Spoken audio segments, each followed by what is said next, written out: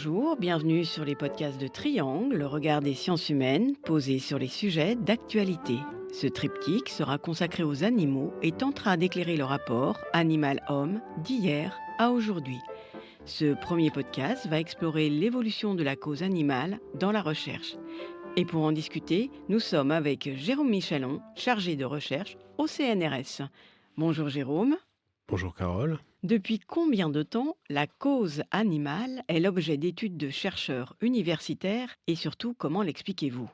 Alors, l'idée que les animaux, pourraient mériter un traitement, plus favorable, hein, c'est une idée qui est assez ancienne, hein. Par contre, ce qui est plus récent, c'est le fait qu'il y ait des collectifs, humains qui se constituent pour défendre, les intérêts des animaux et porter leur parole, hein. Donc c'est à partir du 19e siècle, en Europe, que ces collectifs se constituent, notamment pour faire voter les premières lois de protection animale et former ce qu'on appelle donc la cause animale. Ces mouvements qui sont, pourtant, relativement bien installés dans nos sociétés, hein, parce qu'en fait, tout le monde connaît, la SPA, hein, qui a été fondée quand même en 1845, donc c'est pas nouveau.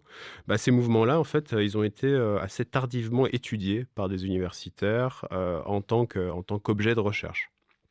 Dans l'espace francophone, les historiens ont commencé à s'y intéresser dans les années 80 de manière assez, épisodique, on va dire.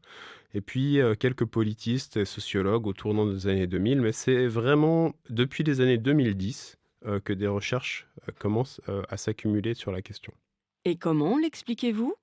Alors peut-être parce que, justement très tôt, des universitaires et des savants étaient impliqués dans la cause elle-même, et qu'en fait ils se sont, employés à la faire exister, à la légitimer, à expliquer pourquoi effectivement il faudrait, se soucier des animaux, et ils ont fait ça plutôt qu'analyser la cause en tant que mouvement social, en faire l'histoire, en comprendre la sociologie des militants et cetera. Alors, il y a une autre explication possible qui tient en fait, à l'objet, en lui-même, puisque étudier la cause animale, c'est aussi étudier les rapports entre humains et animaux, et pendant longtemps, les sciences humaines et sociales ont considéré que cet objet ne faisait pas partie de leur périmètre, mais qu'il faisait partie du périmètre des sciences de la nature. Parler des animaux, ça impliquerait en fait d'avoir des qualifications en biologie et en éthologie, et malgré le développement des recherches en sciences humaines et sociales sur les rapports aux animaux, ces débats-là, ils ont toujours cours et sont toujours d'actualité. Alors pour ma part, je pense qu'il s'agit d'un malentendu, parce qu'en fait, quand on est clair sur le fait que l'on étudie non pas les animaux seuls, ou entre eux, entre congénères, mais qu'on étudie bien les relations qu'ils entretiennent avec les humains, il y a aucune raison de considérer que l'objet, n'est pas légitime pour les sciences humaines et sociales. Mais c'est pas toujours simple, à faire entendre.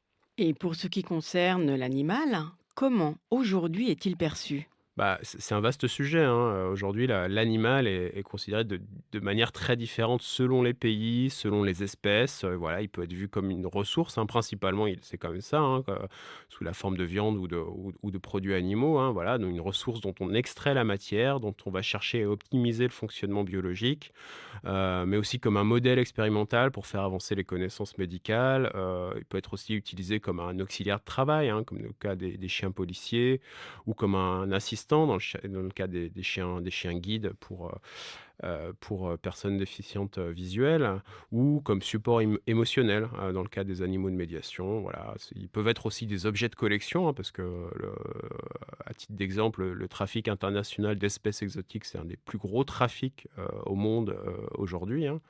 Mais aussi, les animaux peuvent être utilisés comme des sentinelles, des pandémies, à venir, sentinelles des changements environnementaux, des emblèmes de la biodiversité d'un territoire, voilà. Ils peuvent être aussi objets de soins, ils peuvent être aussi consommateurs, hein, à travers le développement du marché des animaux de compagnie.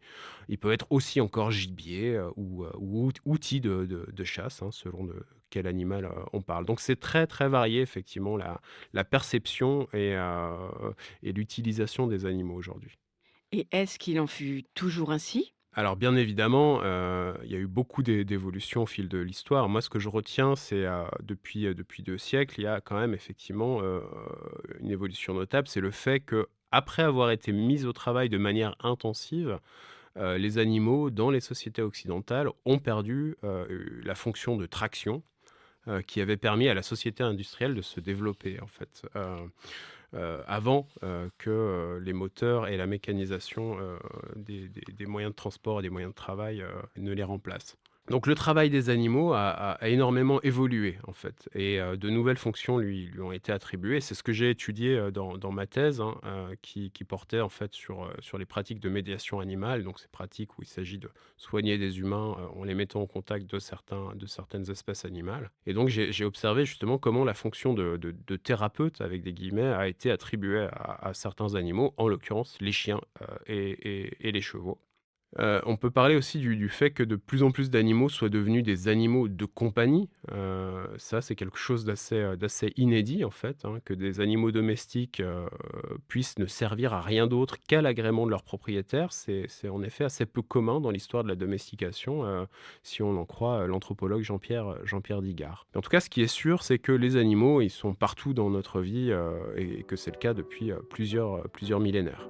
Jérôme, un grand merci pour cet éclairage. Nous vous donnons rendez-vous pour le prochain triptyque, toujours avec Jérôme Michalon, qui nous expliquera la différence de considération que nous avons selon les animaux.